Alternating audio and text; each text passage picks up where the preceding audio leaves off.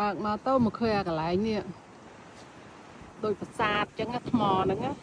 ស្អាត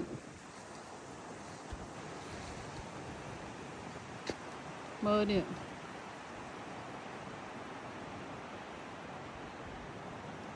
ដូចប្រាសាទចឹងស្អាតណាស់ស្លាយវាដុះវាចាំងថ្ងៃដែរមិនដឹងអ្វីវាដុះមើលពណ៌ខៀវហ្នឹងវាដុះមើលឡើងដល់លើស្អាតតែនេះវាអត់ឲ្យយើងខាមទេ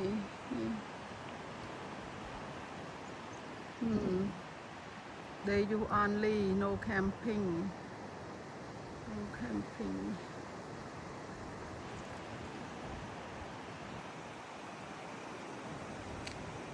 ស្អាតដែរ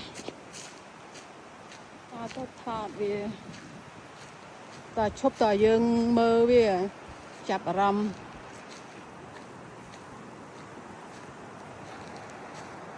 ស្អាតអស់វាមានអី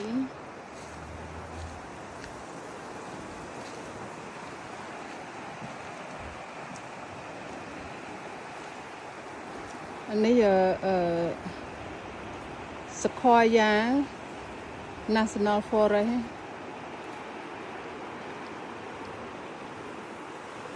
លេខនេះriver នេះវាមកពី Sequoia មកមានគេស្ទូចត្រីនៅក្នុងនោះ